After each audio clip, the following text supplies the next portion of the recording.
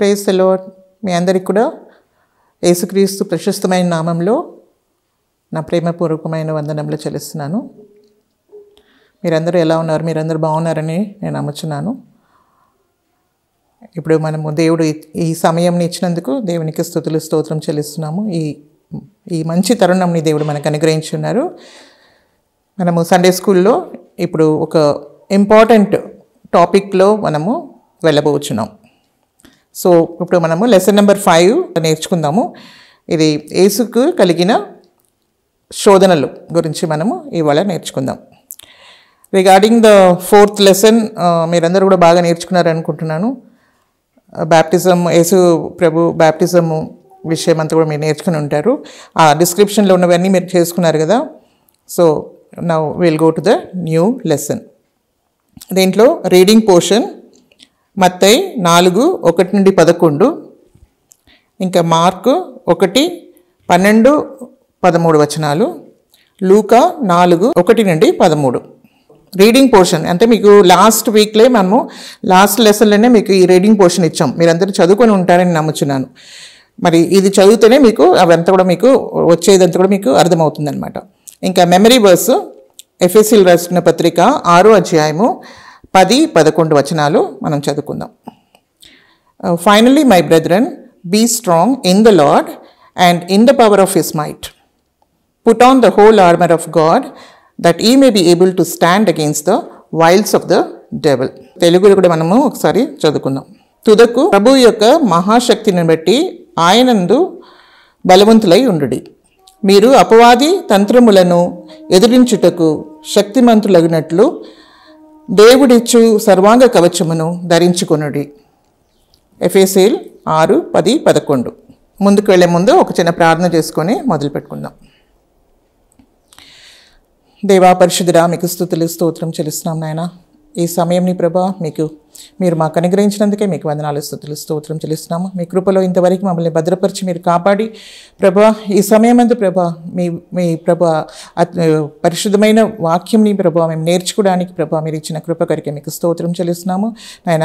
వింటున్న ప్రతి బిడ్డను కూడా మీరు దీవించండి, ఆశీర్వదించండి. ఈ సమయాన్ని ప్రభా నన్నును మా పిల్లలందరినీ కూడా ప్రభా మీ బలమైన హస్తంలో సమర్పిస్తున్నాము. మాలో మీరు పరిశుద్ధాత్మ కార్యం జరిగించండి ప్రభా. ఇంకా సైతాన్ని తీసుకొచ్చిన ప్రతి ఆటంకంని మీరు తొలగించి ప్రభా నాయన, మా హృదయాన్ని మీరు తెరిచి ప్రభా అనేక విధమైన మర్మాలను మేము తెలుసుకోగలగడానికి ప్రభా మా జీవితంలో ఒక గొప్ప మార్పు తీసుకురమ్మని ఆయన మా జీవితాలను మీకు సమర్పిస్తూ ఆది నుండి అంతం వరకు కూడా మీ సన్నిధి మా తోడు ఉంచి ప్రభా మమ్మల్ని నడిపించవలసిందిగా మీకే మహిమాఘనత ప్రభావములు చెల్లిస్తూ యేసుక్రీస్తు అతి పరిశుద్ధ నామములో మేము ప్రార్థించి వేడుకుంటున్నాం తండ్రి, ఆమేన్. ఇప్పుడు ముఖ్యంగా మనము యేసు ప్రభువుకు కలిగిన శోధనల గురించి మనం ఎందుకు నేర్చుకోవాలంటే, దీన్ని నేర్చుకోవడం ద్వారా మనకు కూడా జీవితంలో అనేక విధమైన శోధనలు కలుగుతూ ఉంటుంది.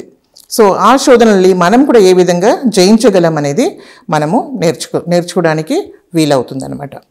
ఇక్కడ ముఖ్యమైన విషయం ఏంటంటే, ఇక్కడ మనందరికీ కూడా అంటే ఇప్పుడు మనము ఈ లోకంలో మనందరికీ కూడా టెంప్టేషన్స్ అనేది అంటే శోధన అనేది అందరికీ కూడా కలుగుతుంది కదా, మనందరికీ కూడా కలుగుతుంది. దాన్ని ఏ విధంగా మనము జయించగలమనే విషయాన్ని మనము చూడాలి అన్నమాట. ఇప్పుడు సో యేసు ప్రభు దేవుడై ఉన్నప్పటికీ ఈ లోకంలో అనేక విధమైన శోధనల్ని ఎదుర్కొన్నాడు.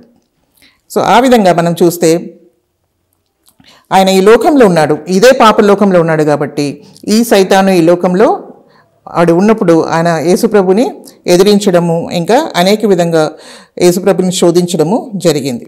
కానీ అన్నిట్లో కూడా ఏంటంటే యేసుప్రభు దాన్ని జయించడం ఉన్నట్టు మనము చూడగలం దేవుని వాక్యంలో.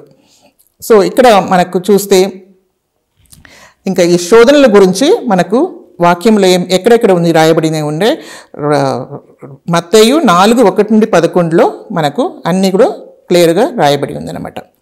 ముఖ్యంగా మనము ఇక్కడ శోధనల ద్వారానే ఇప్పుడు మనం చూస్తే శోధనల ద్వారానే ఈ లోకమంతా కూడా పాడైపోయింది. మొదట ఆదాం ఏం చేశాడు? ఆయన పాపంలో పడిపోవడం బట్టి ఏమైందంటే లోకమంతా కూడా ఏమైపోయింది?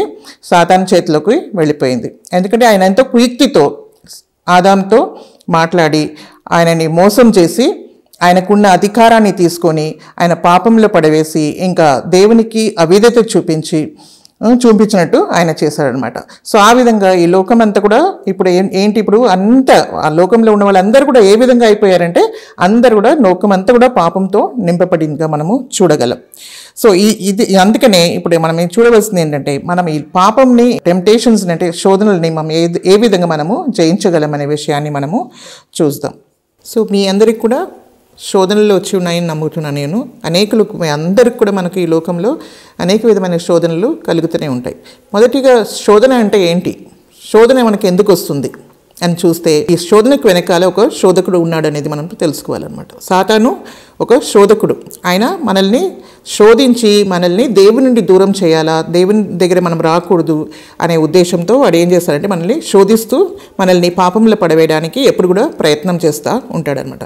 సో మన అందరికి కూడా శోధనలు మనందరికి కూడా కలుగుతూనే ఉంటుంది ఈ లోకంలో. ఎందుకంటే ఈ లోకము సాతాను చేతిలో ఉంది కాబట్టి ఆ విధంగా జరుగుతుంది. సో యేసు ప్రభు కూడా ఆయన దేవుడై ఉన్నప్పటికీ కూడా ఏమైందంటే ఆయన మానవుడిగా ఈ లోకానికి వచ్చాడు. సో ఎందుకొరకు యేసుప్రభు ఈ లోకానికి వచ్చాడు మనందరికీ తెలుసు కదా. ఆయన ఎందుకంటే మానవుణ్ణి, పడిపోయిన మానవుణ్ణి పాపం నుండి విడిపించి మళ్ళీ రక్షించడానికి కొరకు ఈ లోకంలోకి వచ్చాడు. కాబట్టి ఇప్పుడు ఆయన కూడా ఆయన కూడా అనేక విధమైన శోధనలు కలిగినాయి. ఆయన కూడా ఒక శరీరంలోనే వచ్చాడు అనమాట. ఇంకా ఈ పాపం లోకంలోనే ఉన్నాడు కాబట్టి ఆయన కూడా ఈ శోధనని ఎదిరించవలసిన అవసరం కూడా ఆయనకు వచ్చిందనమాట. ఎందుకంటే ఆయనే మనకు రక్షకుడు కాబట్టి ఆ రక్షకుడైన ప్రభువు శోధనని జయిస్తేనే మనకు కూడా శోధన మీద జయం దొరుకుతుంది, లేకుంటే మనకు కూడా శోధన మీద జయం దొరకదనమాట. సో యేసుప్రభు మన వల్లనే అనేక విధంగా ఆయన కూడా శోధనల ద్వారా నడవవలసి వచ్చిందనమాట. సో కానీ ఒక్క విషయం ఏంటంటే ఆయన పాపంని జయించాడు, ఆయనలో ఎలాంటి పాపము లేదనమాట. సో మనము ఈ అంటే ఈ శోధన గురించిన విషయాలు మనకు గాస్పుల్లో, సువార్తలో మనకు ఎక్కడ రాయబడింది అంటే మత్తయి 4:1-11 మనకు క్లియర్గా ఇవ్వబడింది అనమాట. ఇంకా లూకాలో కూడా 4:1-18 రాయబడి ఉన్నది.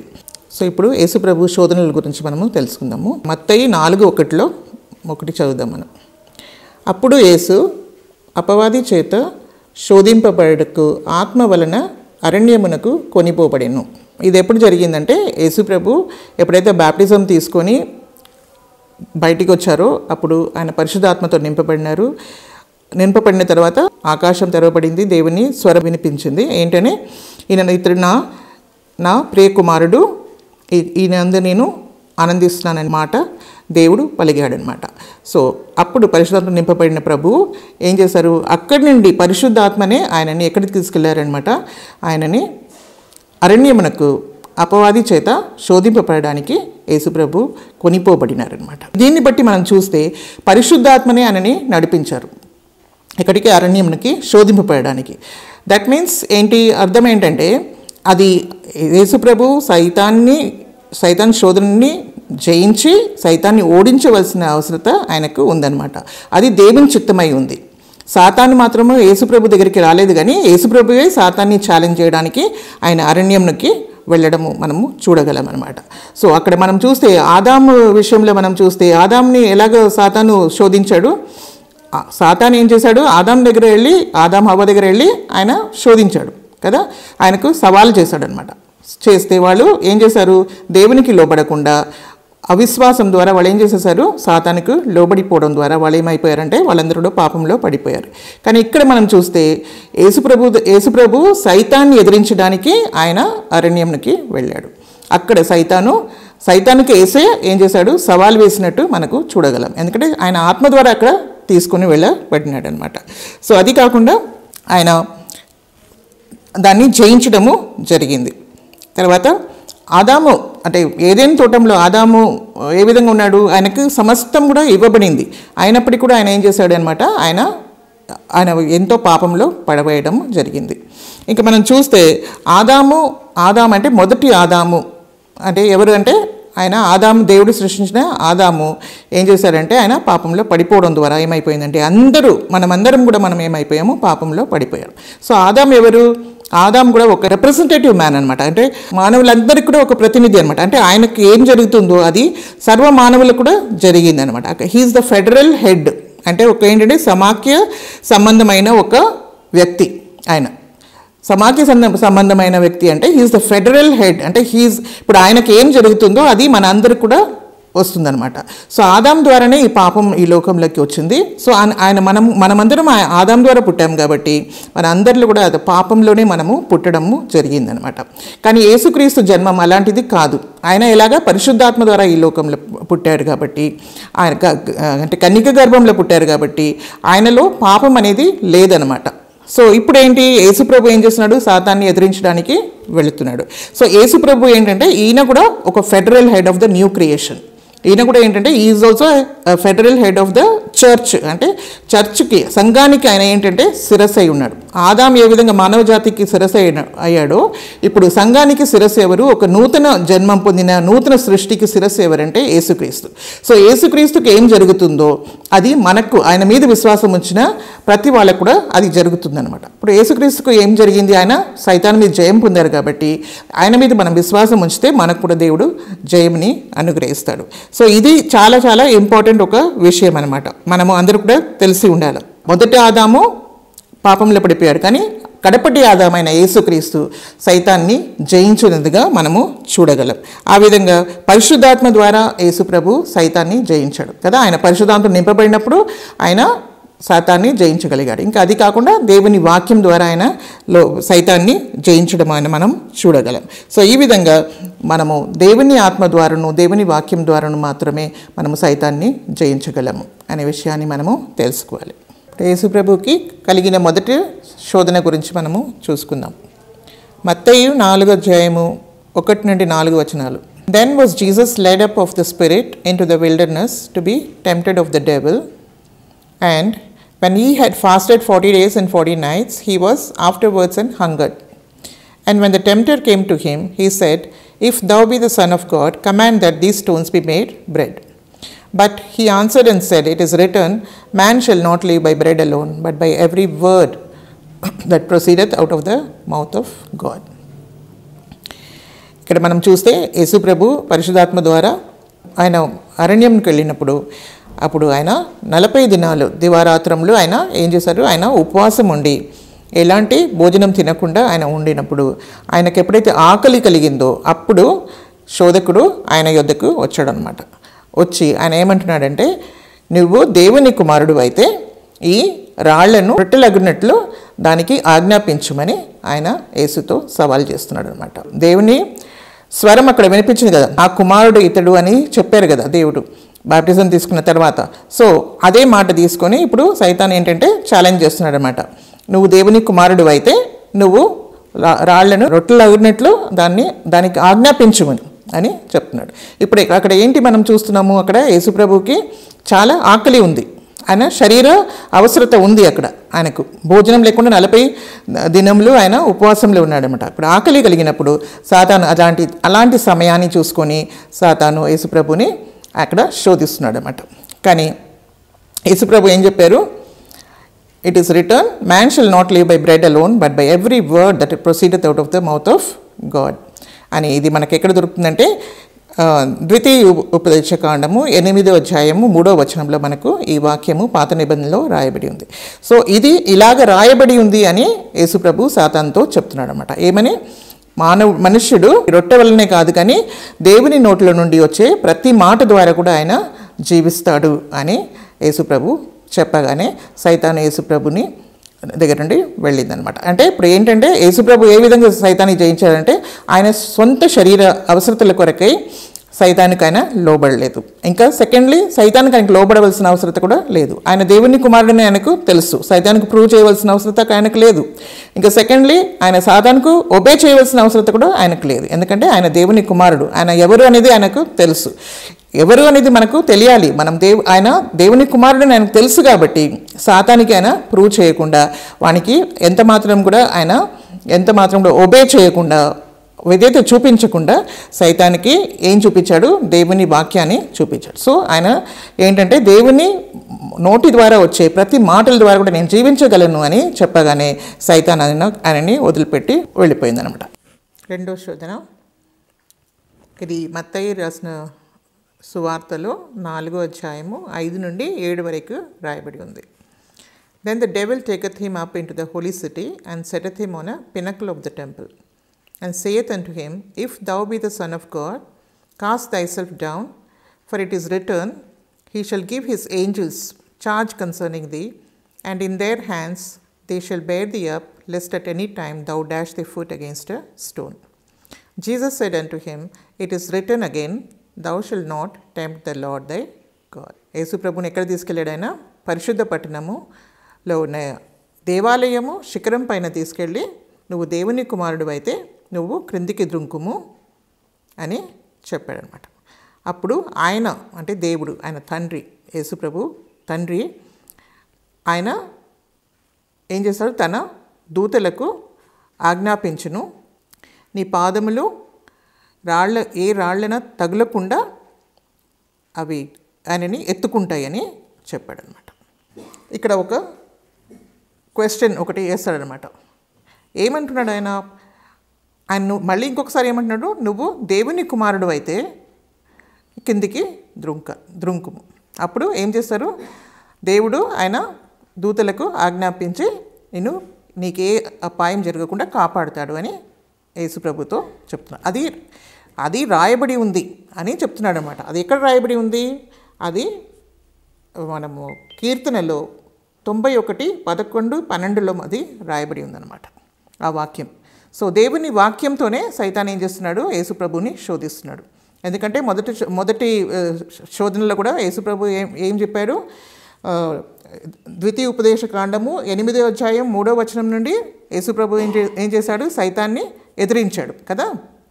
సో దేవుని వాక్యంతోనే ఇప్పుడు ఏం చేస్తున్నాడు?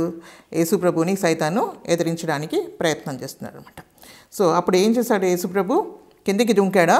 దుంకలేదు. కానీ ఇంకొక వాక్యం నుండి సైతాన్ని ఎదిరించాడు. అది ఏ వాక్యం అంటే ద్వితీయ ఉపదేశ కాండము 6వ అధ్యాయము 13వ వచనం నుండి ఆయన ఏం చేశాడంటే సైతాన్ని ఎదిరించాడనమాట. అదేంటి?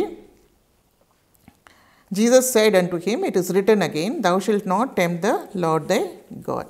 అంటే యేసు ప్రభు ఏమన్నారు? అది నీ ప్రభు అయిన దేవుణ్ణి నువ్వు శోధింపవలదని ఇది మరి ఒక చోట రాయబడి ఉంది అని సైతాన్ని దేవుని వాక్యంతోనే ఎదిరించాడనమాట.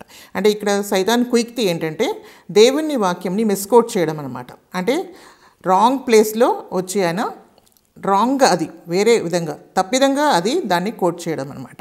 అంటే ఆ పరిస్థితిలో ఆ వాక్యంని వాడడానికి వీల్లేదు. ఇంకొకటి ఏమనుంది వాక్యంలో మనం చూస్తాం కదా, డెవిల్ కోటింగ్ ద స్క్రిప్చర్స్ అని. అంటే సైతాను కూడా దేవుని వాక్యం అంతా బాగా తెలుసు అనమాట. తెలిసినప్పుడు అంటే స్పిరిచువల్ పీపుల్ దగ్గర ఏం చేస్తాడు అంటే ఆత్మీయమైన పీపుల్ దగ్గర వచ్చి దేవుని వాక్యంని వేరే విధంగా తప్పిదంగా ఆయన కోట్ చేసి మనల్ని పాపంలో పడివేయడానికి ప్రయత్నం చేస్తాడు. ఇది చాలా క్విక్తితో వాడు చేశాడనమాట. ఆ విధంగా చేస్తే అప్పుడు ఏమైపోతుంది? యేసు ప్రభు అక్కడి నుండి దుంకారనుకో, అప్పుడు ఏమవుతుంది? సపోజ్ నిజంగానే దేవదూతలు వచ్చి ఆయనను పట్టుకుంటే ఏమయ్యేది? ఆయన దేవుని కుమారుడు అనుకుంటారు. దేవుని కుమారుని అనుకుంటారు, కానీ ఆయన శిలువ మరణం ద్వారా సైతాన్ని ఎదిరించలేక, సైతాన్ తలని చితుక కొట్టకుండా ఆయన ఏంటంటే ఆయనకు గొప్ప పేరు వచ్చేసేది కదా. ఒక గొప్ప మిరాకిల్, ఒక పెద్ద అద్భుతం జరిగింది. ఒక సూచక్రియలతో ఆయన గొప్పవాడుగా అనిపించబడడానికి కొరకు సైతాను అలాగ చేశాడు. లేదా ఇన్ కేస్, ఎందుకంటే ఆ విధంగా చేయడానికి వీల్లేదు. ఎందుకంటే దేవుడు ఆ వాక్యాన్ని దాని కొరకు ఇవ్వలేదు. కావాలని పడిపోవడము, ఇంకా దూతలు వచ్చి పట్టుకోవడానికి కాపాడడానికి కాదు కదా ఆ వాక్యం. సో ఆ సైతాన్ ఏం ప్రయత్నం చేశాడంటే ఈ విధంగా పడిపోతే అక్కడ ఆయన మరణిస్తాడు. It's a type of asking him to commit suicide. In case అలాగ దూతలు వచ్చి పట్టుకోకపోతే ఏమైపోయేది? ఆయన మరణించేవాడు. అంత పైనుండి కిందికి దుంకాలంటే మరణిస్తాడు. సో ఆ విధమైన ఏ విధమైన ఆయనని ఆ మార్గం గుండా, అంటే సిలువ వరకు వాళ్ళని ఆయనని నడిపించకుండా ముందే ఆయనని ఏం చేసేయాలి? ఆయనని చంపివేయాలా, ఆర్ ఆయనని పాపంలో పడవేయాలా అనే ఉద్దేశము సైతానికి కలిగిందనమాట. సో అందుకని ఆయన ఆ విధంగా యేసుకి శోధన తీసుకొచ్చాడు. అందుకు యేసు ప్రభు ఏం చెప్పాడు? It is written again, thou shall not tempt the Lord thy God. So Yesu ప్రభు దేవుని వాక్యం నుండే ఆయన ఏం చెప్పాడు? నువ్వు నీ ప్రభు అయిన దేవుణ్ణి నువ్వు శోధింపవలదని ఇంకొక చోట రాయబడి ఉన్నది అని, అది ద్వితీయ ఉపదేశ కాండము 6వ అధ్యాయము 13వ వచనం నుండి ఆయన సైతాన్ని ఎదిరించాడు అనమాట. అప్పుడు సైతాను పారిపోయాడు. సో మనం చూస్తే సైతాన్ని ఎన్నో విధాల నుండి, అంటే వాడు చాలా కుయుక్తిపరుడు, ఇంకా ఆయన చాలా తంత్రములతో ఆయన మనల్ని పడవేయాలని కోరుకుంటాడు. సో యేసు ప్రభువునే ఆయన శోధించాడు. సో మనం చూస్తే ఇక్కడ ఏంటంటే యేసు ప్రభుని శోధించి ఆయనని దూరం చేసేస్తే అప్పుడు సైతాన్ చేతిలో ఉన్న ఆత్మలంతా కూడా నశించిపోతాయి, కానీ వాళ్ళకు విమోచన దొరకకపోయేది. యేసుక్రీస్తు అన్నిటిని జయిస్తేనే మనకు ఏం దొరుకుతుంది? విమోచన దొరుకుతుంది. కాబట్టి ఆ విధంగా ప్రయత్నం చాలా చేశాడు ఆయన. దాంట్లో కూడా ఆయన ఏమైపోయాడు? ఓడిపోయాడు. ఇప్పుడు మూడో శోధన మత్తయి 4వ అధ్యాయము 8 నుండి 11 వరకు మనం చదువుకుందాం. Again the devil taketh him up into an exceedingly high mountain, and sheweth him all the kingdoms of the world, and the glory of them, and saith unto him, All these things will I give thee, if thou wilt fall down and worship me. Then saith Jesus unto him, Get thee hence, Satan, for it is written, Thou shalt worship the Lord thy God, and him only shalt thou serve. Then the devil leaveth him, and behold, angels came and ministered unto him. ఇక్కడ మనం చూస్తే మూడవదిగా సైతాన్ ఏం చేస్తాడు? ఈ రెండులో కూడా సైతానికి ఏం దొరకలేదు? జయం దొరకలేదు. ఇప్పుడు లాస్ట్గా డైరెక్ట్గా అటాక్ చేస్తున్నాడు అనమాట. ఈ 2 సారి ఏం చేశాడు? ఆయన పూర్తిగా అంత మిస్కోట్ చేశాడు, అన్ని విధాల్లో ఆయన ప్రయత్నం చేశాడు. ఇప్పుడు మూడోదిగా వచ్చి ఆయన ఇంకొక విధంగా యేసుప్రభుని శోధించడానికి వచ్చాడనమాట. ఇక్కడ ఏం చేశారంటే ఒక చాలా పెద్ద కొండ మీద యేసుప్రభుని తీసుకెళ్ళాడు. ఆ కొండ పైకి తీసుకెళ్ళి ఆయన ఏం చేశాడు? లోకంలో ఉన్న అన్ని రాజ్యాల్ని, దాని మహిమని యేసుప్రభుకు చూపించాడు అనమాట.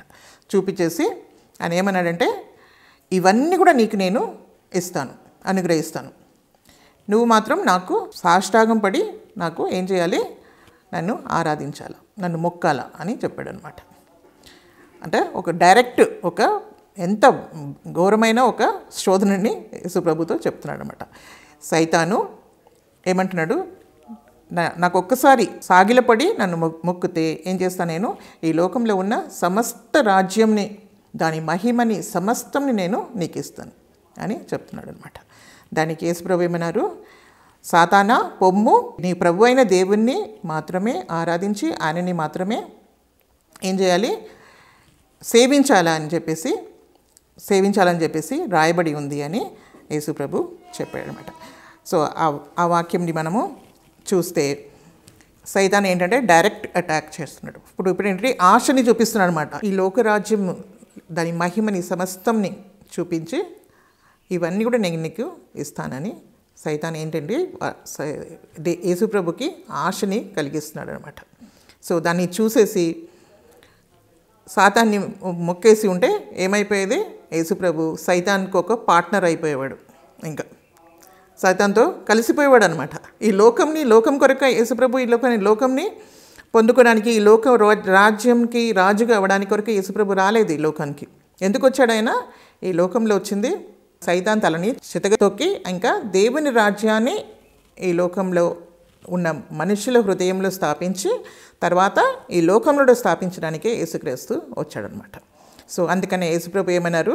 నీ ప్రభు అయిన దేవుణ్ణి మాత్రమే నువ్వు ఆరాధించాలా, ఆయనని మాత్రమే నువ్వు మొక్కాలా, ఆయనని మాత్రమే నువ్వు సేవించాలని రాయబడి ఉంది అని దేవుని వాక్యంతోనే ఆయన చెప్పారు. సో ఈ విధంగా యేసుప్రభు ఏం చేశారు? సైతాన్ని జయించారు. సో ప్రతి చోట కూడా మనం చూస్తే వాడి సైతాన్ని ఐడియా ఏంటంటే యేసుప్రభు ఎక్కడైనా ఒక ప్లేస్లో ఏం చేయాలి అంటే సిలువ దగ్గరికి వెళ్లకుండా ఏ విధంగా నువ్వు షార్ట్కట్ ఫేమ్, అంటే ఒక షార్ట్కట్తో ఆయనకు పేరు ప్రఖ్యాతి ఇచ్చినట్లు ఆయనని ఏం చేశాడు? ఆయన ప్రేరేపించాడు. కానీ యేసుప్రభు ఏం చేశాడు?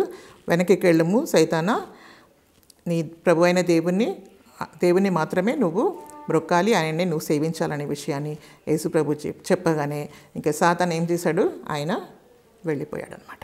ఆయన 3 సారి సాతాన్ ఏమైపోయాడు? ఓడిపోయాడు. మనం కూడా ఇలాంటి శోధనలు మనకు వచ్చినప్పుడు మన సొంత ఇష్టం కొరకు, పేరు ప్రఖ్యాతి కొరకు మనం కూడా సైతాన్ మాటలను లోబడి సైతాన్ని మనం ఒక్కేసామనుకోండి, ఆ సైతాన్ ఇష్టాన్ని చేసామనుకోండి, అప్పుడు మనకేం దొరుకుతుంది? ఈ లోకంలో చాలా ఆస్తులు దొరకవచ్చు, ఇంకా చాలా పేరు దొరకవచ్చు, మన ప్రఖ్యాతులు దొరకవచ్చు, అన్నీ దొరకవచ్చు మనకు. కానీ మన ఆత్మని మనము కోల్పోతాం.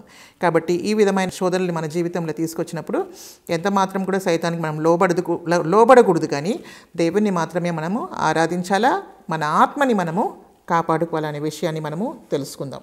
సో ఇలాంటిది మన జీవితంలో చాలా చాలా రావచ్చు. ఆ సమయంలో మనం ఏం చేయాలి? దేవుడు మనకిచ్చిన కొన్ని తలాంతులు ఉండొచ్చు, మంచి సింగింగ్ ఉండొచ్చు, మనం పాడగలిగిన ఒక గిఫ్ట్ దేవుడు మనకు ఇచ్చి ఉండవచ్చు. కానీ దాన్ని దేవుణ్ణి మహిమపరచడానికి మనం వాడుకోవాలా తప్ప మన పేరు కొరకు, ప్రఖ్యాతి కొరకు మనం ఎప్పుడు కూడా మనం వాడుకోకూడదు అనమాట. ఎందుకంటే మన దేవుణ్ణి మనం ఎప్పుడు కూడా మనం దేవుని కొరకై మనము జీవించాలి. కొంతమంది ఎన్నో ఉంటాయి కదా, మనకు మంచి వాక్ శక్తి ఉన్నవాళ్ళు ఉన్నారు. సో అన్నీ కూడా మనం దేవుని మహిమార్థమై మనము ఏదైనా చేయాలా, కానీ మన సొంత ప్రయోజనం కొరకు మనం ఎప్పుడు కూడా మనము ఇలాంటి పనులు చేయకూడదు. అలాగ చేస్తే మనము దేవుణ్ణి మనము సంతోషపరచం, కానీ మనము సైతానికి లోబడిన వారమై అయిపోతాం. సో ఇక్కడ కూడా యేసుప్రభు ఏం చేశారు? సైతాన్ని ఈ ప్లేస్లో కూడా ఏం చేశాడంటే సైతాన్ని పూర్తిగా ఓడించాడనమాట. ఓడించిన తర్వాత సైతాన్ని యేసుప్రభుని వదిలిపెట్టి వెళ్ళిపోయింది.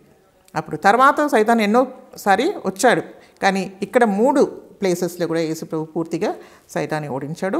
ఇంకా ముందుకు కూడా వాడిని ఓడించడమే దేవుని చిత్తమే ఉంది.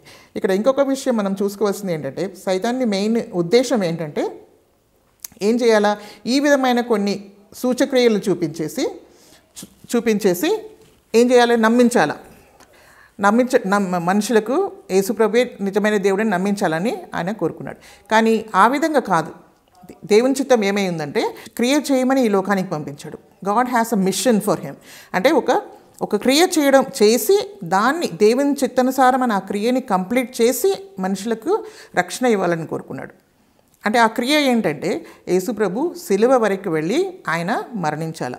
సిలువలో మరణించినప్పుడు ఆయన అంతవరకు కూడా ఆయన ఎలాగ ఉండాలి? పరిశుద్ధంగా ఉండాలి. ప్రతి పాపంని జయించి సిలువ పైన వెళ్ళినప్పుడు కూడా ఆయన ఏంటంటే ఆయనలో ఎలాంటి పాపం లేదు, ఆయన చేసిన పాపం ఏది కూడా లేదు. ఆయన పరిశుద్ధంగా ఉండాలి. ఎందుకంటే ఆయన దేవుని గొర్రెపిల్ల ఉన్నాడు కాబట్టి నిర్దోషమైన ఒక గొర్రెపిల్లగా ఆయన సిలువకి వెళ్ళాడు. అక్కడ మన పాపం అంతా కూడా యేసుప్రభు మీద మోయబడింది. అక్కడ కూడా ఈవెన్ సిలువల మీద కూడా ఏమైంది? అక్కడ కూడా సైతాన్ ఏమన్నాడు? మనుషులు ఏమన్నారు? నువ్వు దేవుని కుమారుడు అయితే కిందికి దిగు, సిలువ నుండి కిందికి దిగుమని అక్కడ కూడా ఎన్నో శోధనలు వచ్చాయి. గెత్సెమనీ తోటలో కూడా యేసుప్రభుకు ఎన్నో శోధనలు వచ్చాయి. ప్రతి చోట కూడా అనేక శోధనలు వచ్చినప్పుడు కూడా ప్రతి దాంట్లో కూడా యేసుప్రభు ఏం చేశారంటే జయించాడు. అదంతా జయించిన తర్వాత ఆయన సిలువలో మరణించాడు. తర్వాత ఆయన అన్నిటినీ జయించాడనే విషయానికి ఏంటి మనకు ప్రూఫ్ ఏంటి అంటే యేసుప్రభు మరణం నుండి తిరిగి లేచాడనమాట. అప్పుడు సైతాన్ని తలని పూర్తిగా చితక తొక్కాడనమాట. వాని అధికారాన్ని తీసుకున్నాడు. ఇంకా తీసుకుని ఇంకొక విషయం దేవుడు చెప్పాడనమాట. ఈ సువార్తని తీసుకొని లోకమంతా వెళ్ళి ప్రకటించండి. ఎవరైతే విశ్వసిస్తారో వాళ్ళకి ఏముంటుంది? నిత్య జీవముని ఇస్తానని యేసుప్రభు చెప్పారనమాట. సో ఈ విధంగా మనకు యేసుప్రభు మన అన్ని కార్యాలలో మన కొరకే ఆయన చేశాడనే విషయాన్ని మనము చూస్తున్నాం. సో ఎంత గొప్ప విషయాన్ని ఆయన చేశాడనేది మనము ఇక్కడ చూడగలం. మనకు కూడా ఇలాంటి పరిస్థితులు రావచ్చు, కానీ మనం దీని అన్నిటిని కూడా దేవుని వాక్యం ద్వారాను దేవుని ఆత్మశక్తి ద్వారాను మనము జయించాలి. సో మన సృష్టికర్త మన రక్షణకర్త కూడా ఉన్నాడనమాట. మనల్ని విమోచించడానికి ఆయన ప్రాణంని అర్పించాడు. యేసుక్రీస్తు సిలువ వైపు చూసి మనము పాపక్షమాపణ పొందుకోవాలా తప్ప ఏదో ఒక సూచక్రియలు చూసియో ఏదో ఒక మిరకుల్ని చూసియో ఏదో హీలింగ్ని చూసియో మనం ప్రభువుని అంగీకరించడానికి వీల్లేదనమాట. అఫ్కోర్స్ ఇదంతా కూడా యేసుప్రభు దేవుని కుమారుడిని తెలియపరుస్తుంది. కానీ మనకు రక్షణ ఎక్కడ దొరుకుతుందంటే సిలువ యొద్దకు వచ్చి ఆయన పరిశుద్ధ రక్తంతో మన పాపంని కడుక్కొని ఆయన మీద మనం వ్యక్తిగతంగా మన విశ్వాసాన్ని ఉంచి ఆయనతో మనం మరణించాము, ఆయనతో మనము తిరిగి లేచాం. ఆయన మరణంలో మనం ఐక్యం అయితే అప్పుడు ఏమవుతుందంటే మనం ఆయనతో పాటు ఆయన పునరుద్ధారణలో కూడా మనము ఐక్యపరచబడతాం అన్నమాట. అప్పుడు దేవుడు మనకేమిస్తాడంటే మన పాపంని విడిపించి సైతాన్ చేతులను విడిపించి మనకు నూతన జీవం ఇచ్చి సైతాన్ని మీది మనకు జయమిస్తాడనమాట. సో ఆ విధంగా చేయడానికి దేవుని చిత్తమై ఉందన్నమాట. 1 కొరింథీ 15:57లో ఒక విషయం చూస్తాము. But thanks be to God which giveth us the victory through our Lord Jesus Christ. యేసుక్రీస్తు ద్వారా మనకు దేవుడు ఏమిస్తాడంట? ఎప్పుడు కూడా జయంని ఇస్తాడు అనే వాక్యంని మనం ఇక్కడ చూస్తాం. సో మనకు జయం దొరకాలంటే సైతాను మీద, శోధనల మీద, ఈ లోకంలో జరిగే ప్రతి దాని మీద, చెడు మీద మనం జయం పొందుకోవాలంటే మనకు ఏంటి, దీనికి సీక్రెట్ ఏంటంటే యేసుక్రీస్తు మీద ఉన్న విశ్వాసం. యేసుక్రీస్తులో ఉన్న విశ్వాసం అంటే యేసుక్రీస్తు మరణించి తిరిగి లేచి ఆ జీవంని దేవుడు మనకు అనుగ్రహించినప్పుడు మనం ఆయన మీద ఆధారపడి, ఆయన జీవం, ఆయన శక్తి మీద ఆధారపడి, ఇంకా దేవుని వాక్యం ద్వారాను పరిశుద్ధాత్మ ద్వారాను మనం యేసుప్రభు మీద ఉన్న విశ్వాసం ద్వారాను మనము సైతాన్ని జయించగలము. జయించి మనకు కూడా దేవుడు ఏమిస్తాడు, జయమిస్తాడు. సో నెక్స్ట్ టైము మీకు శోధన వచ్చినప్పుడు మీరు ఏ విధంగా సైతాన్ని జయించాలనే విషయాన్ని మీరు మీ జీవితంలో ప్రాక్టికల్గా జయం పొందడానికి ప్రయత్నం చేయండి. ఏ విధంగా మీరు జయం పొందుతారు? దేవుని వాక్యం ద్వారాను, దేవుని ఆత్మ ద్వారాను, యేసుక్రీస్తు ప్రభు మీద ఉన్న విశ్వాసం. ఈ 3 ద్వారానే మీకు ఏం దొరుకుతుంది? మనకు రక్షణ దొరుకుతుంది, మనకు జయం దొరుకుతుంది. కాబట్టి మనం ఏంటంటే ఇప్పుడు మనము ఆదాంలో ఉండడానికి వీల్లేదు. ఆదాము ఓడిపోయినవాడు. సో ఆయనలో మనం ఉండకుండా జయం పొందిన క్రీస్తులో మనము రావాలి. ఏ విధంగా మనం వస్తాము? సువార్తను విని, ఆయన సిలువలో మరణించి ఆయన తిరిగి లేచాడు కాబట్టి మన పాపం నిమిత్తమై, మీ పాపం నిమిత్తమై, నా పాపం నిమిత్తమై యేసుక్రీస్తు మరణించాడు కాబట్టి ఆయన మీద విశ్వాసం ఉంచాలి. ఆయన మరణించి అలాగే ఉండిపోలేదు, కానీ తిరిగి లేచాడు. 3వ రోజు తిరిగి లేచాడు. ఆయన జీవించేవాడు, ఆయన దేవుని కుమారుడు, ఆయన మనుష్య కుమారుడుగా ఈ లోకానికి వచ్చాడనమాట. కాబట్టి ఆయన ద్వారానే మనకు రక్షణ ఉంది. ఇంకా ఏ నామంలో మనకు రక్షణ లేదు. కాబట్టి యేసుక్రీస్తుని మీ హృదయంలో అంగీకరించి మీ పాపం నిమిత్తమే పశ్చాత్తాపడి ప్రభుని అంగీకరించి మీరు రక్షణ పొంది ఈ విధంగా సైతాన్ మీద మీరు జయం పొందాలని దేవుని చిత్తమై ఉందన్నమాట. ఇంకా సైతాన్తో మీకు ఎలాంటి పార్ట్నర్షిప్ లేదు. వాని మీద మనం జయం పొందుకొని మనం ఏం చేయాలంటే యేసుక్రీస్తుని, దేవుణ్ణి మహిమపరచాలి. సో ఎప్పుడు కూడా మనకి ఏ విధంగా జయం దొరుకుతుంది? క్రీస్తులోనే మనకు జయం దొరుకుతుంది. ఎప్పుడు కూడా మీ సొంత శక్తితో సైతాన్ని ఎదిరించడానికి మీరు ప్రయత్నం చేయకండి. యేసు ప్రభు కూడా ఏం చేశాడు? ఆత్మ ద్వారా నింపబడినప్పుడే ఆయన ఏం చేశాడంటే సైతాన్ని ఎదిరించాడు. దేనితో ఎదిరించాడు? దేవుని వాక్యంతో ఎదిరించాడు. ఇంకొక విషయం ఏంటంటే యేసు ప్రభు మానవుడిగా ఈ లోకంలో ఉన్నప్పుడు ఇదంతా చేశాడు. అది ఎవరి కొరకు చేశాడు? మీ కొరకు, నా కొరకు, అందరి కొరకు చేశాడనమాట. కానీ ఆయన ఏది కూడా ఆయన కొరకు చేసుకోలేదు. ఎందుకంటే ఆయనే మనకు లోకరక్షకుడుగా ఈ లోకానికి వచ్చాడు. కాబట్టి మీరందరూ కూడా యేసు ప్రభుని అంగీకరించి మీరు రక్షణ పొందవలసిందిగా నేను దేవుని దగ్గర ప్రార్థన చేసుకుంటున్నాను. ఇంకా మీరందరూ కూడా ప్రభుని మీ హృదయంలో అంగీకరించి ఇంత గొప్ప మర్మాలని దేవుడు మనకు బయలుపరిచినందుకు మనం దేవునికి స్తోత్రం చెల్లిస్తూ, ఇంత గొప్ప మార్గంని దేవుడు మనకు అనుగ్రహించాడు. యేసు ప్రభు ఎక్కడైనా ఆయన పాపం చేసి ఉంటే, ఆయన సైతానికి లోబడి ఉంటే ఈ గొప్ప రక్షణ మనకు దొరికేది కాదు. So how much we have to love him కదా. దేవుడిని మనం ఎంతగా ప్రేమించాలి కదా. దేవుడు మనల్ని ఎంతగా ప్రేమించి ఆయన సొంత కుమారుని మన కొరకై అనుగ్రహించాలి. For God so loved the world that he gave his only begotten son that whosoever believeth on him should not perish but have everlasting life అనేది మనం John 3rd chapter 16th verse మనము చూస్తాం. కాబట్టి దేవుని ప్రేమని మనము తెలుసుకోవాలి.